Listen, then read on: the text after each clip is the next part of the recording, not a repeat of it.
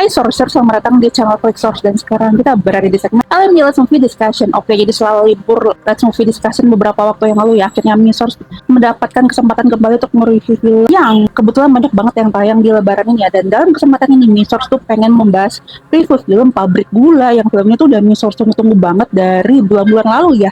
Oke lah, langsung aja kita bahas filmnya. Setelah sukses dengan film adaptasi dari Trade Simple Man, Awi Suryadi kembali mengangkat salah satu Trade Simple Man yang katanya diangkat dari kisah nyata. Iya, judulnya aja Pabrik Gula yang merupakan film ketiga yang diangkat dari threadnya Simple Man sendiri setelah Pakani Desa Penari dan juga Seudino dan juga Sorop. Nah, Pabrik Gula ini mengisahkan tentang sebuah pabrik yang terletak di salah satu daerah di Jawa Tengah. Nah, diceritakan kalau pabrik gula di sini itu merupakan peninggalan Belanda yang konon katanya pabrik tersebut bisa beroperasi dengan lancar karena perjanjian antar manusia dengan demit alias setan ya, seperti biasa ya. Belum lagi nih cerita tentang kebakaran yang terjadi di pabrik tersebut, di mana semua korbannya itu tewas terbakar di dalam pabrik tersebut. Waduh, emang ngeri banget sih nih ya ceritanya, apalagi buat kalian yang udah pernah baca threadnya.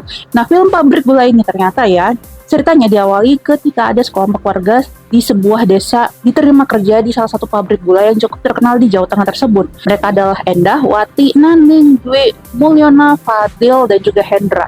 Nah, masing-masing dari mereka itu pernah mendengar tentang urban legend di pabrik tersebut. Nah, konon masyarakat di sekitar pabrik justru tidak mau bekerja di sana, sehingga pihak perusahaan itu mencari para pekerja dari daerah yang jauh alias buruh musiman. Nah, alasannya ya karena warga sekitar pabrik ya sudah mendengar tentang hal-hal menakutkan di area pabrik itu.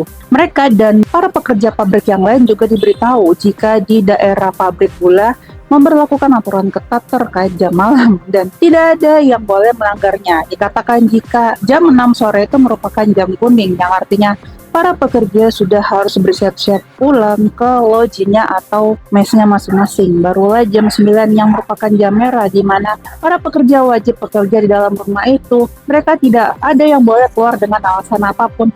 Nah, kononnya itu ya jam 9 itu merupakan jam di mana para awam mulai bergentayangan. Nah, ceritanya nih, suatu malam si Endah itu nggak sengaja melihat seseorang yang keluar dari mesnya. Dia itu mengikuti orang tersebut sampai ke pabrik gula di bagian sebelah barat. Tapi sayangnya si Endah itu kehilangan jejak orang tersebut. Setelah di gudang pabrik, dia itu justru mendengar sebuah gamelan dan alat musik tradisional Jawa di sebuah gudang yang telah dikunci. Si Endah ini bertanya-tanya, mengapa di pabrik gula itu yang mengadakan kayak sebuah acara ya, terlebih di larut malam seperti ini di jam segini pula. Nah, karena dia itu kan kepo banget di jiwanya, dia itu mulai mengintip dari celah gudang tersebut. Betapa terkejutnya si Endah itu ternyata melihat ada sebuah pagelaran wayang di dalam gudang yang dikunci itu. Jadi sangka ya, para entitas yang ada di pagelaran wayang itu sadar dengan kehadirannya si Endah. Nah, karena si Endah ini panik gitu ceritanya, Endah ini langsung terjatuh dan kabur meninggalkan pabrik tersebut. Rupanya pagelaran itu merupakan tempat tinggal dari Dalbo, salah satu panglima kerajaan Demit. Nah, sosok besar berwarna hitam dan bertanduk domba ini merupakan sosok pelindung kerajaan Demit. Bawahan langsung si Maharatu. Aduh, ribet banget ya ini istilah nama-nama jin ya. Nah, setelah kabur, si Endah ini kan katanya dia mulai diganggu sama makhluk halus lainnya dan kerap mendapatkan penglihatan gaib.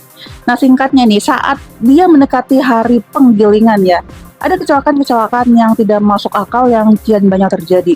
Banyak gangguan-gangguan dari arah setan di area pabrik tersebut yang menimbulkan banyak korban jiwa.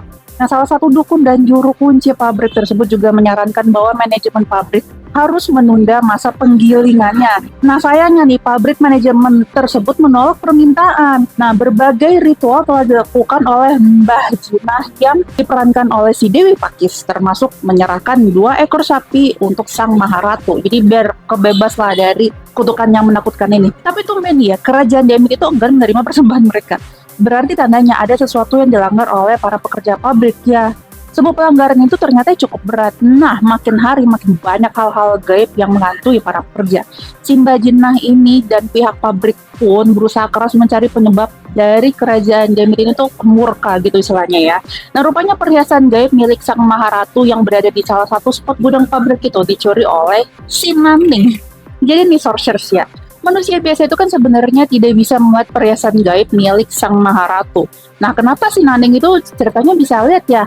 Nah, konon katanya, jadi si Rendra itu kan merupakan calon suaminya si Wati, sahabatnya si Naning. Nah, sayangnya Rendra ini kan kepincut sama Wati dan mereka berdua terlibat hubungan terlarang. Nah, Rendra ini dan Naning itu ternyata berzina di dekat singgasananya si Maharatu. Nah, apa tidak bodoh mereka melakukan hal seperti itu? Gara-gara perzinahan itu yang merupakan perbuatan dosa yang membawa dosa-dosa besar lainnya.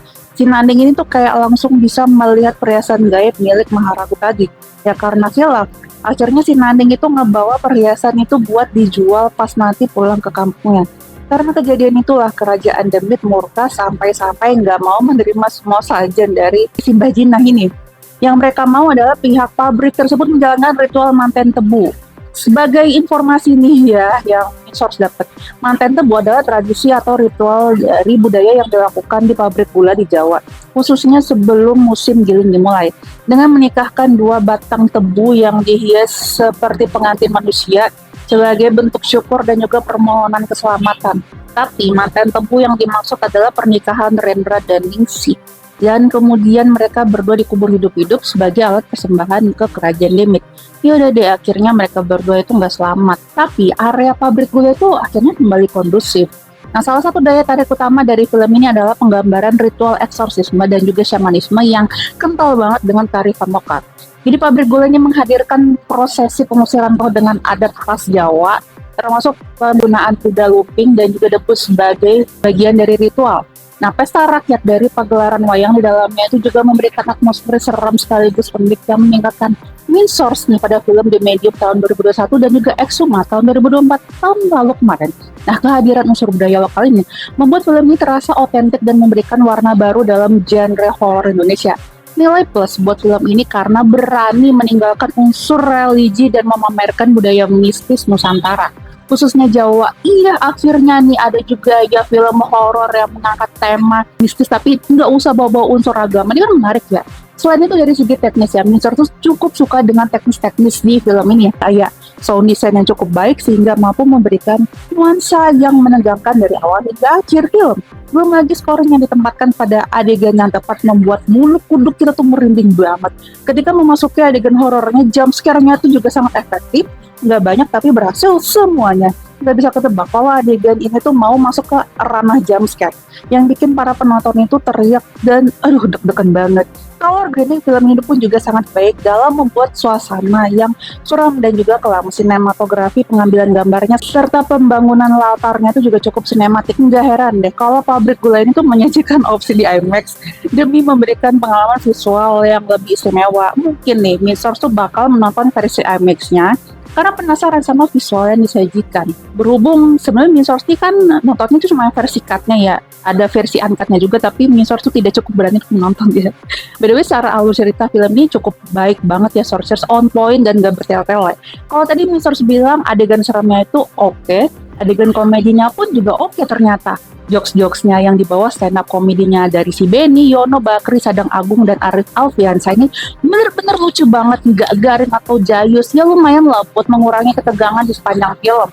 Ini source-nya juga suka sama acting dari para pemerannya, terutama si Dewi Pakis yang berperan sebagai dukun dan melakukan berbagai ritual persembahan.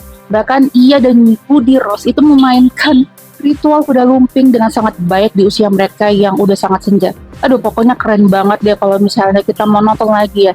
Nah, yang paling soroti ini mungkin adalah pengembangan karakter dalam film ini. Dengan durasi 2 jam 12 menit, rupanya belum bisa membuat film ini sempurna ya dalam hal penyelesaian masalah dan juga pengembangan karakter. Atau mungkin harus nontonnya yang versi cut ya, bukan versi uncut. Mungkin di versi uncut ada juga pengembangan yang lebih. Terus ya, akhir film ini menurut Misor terasa anti klimaks. Teror dari beberapa demo terkesan sebagai aduh pemanis belaka doang.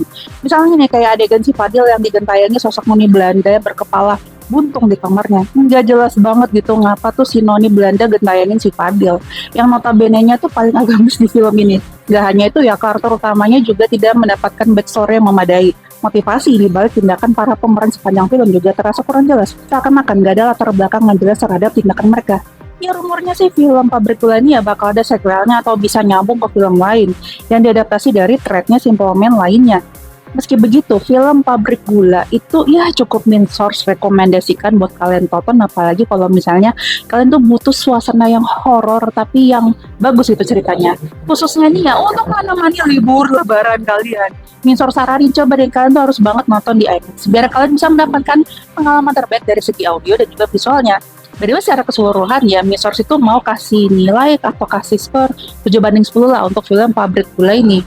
Ide dan temanya bagus, terutama keberanian mereka dalam mengangkat shamanisme dan juga eksorsisme Jawa dengan sangat niat. Tapi sayangnya ya, pengembangan karakter dan cerita yang anti klimaks membuat film ini masih kurang perfect ya menurut Source.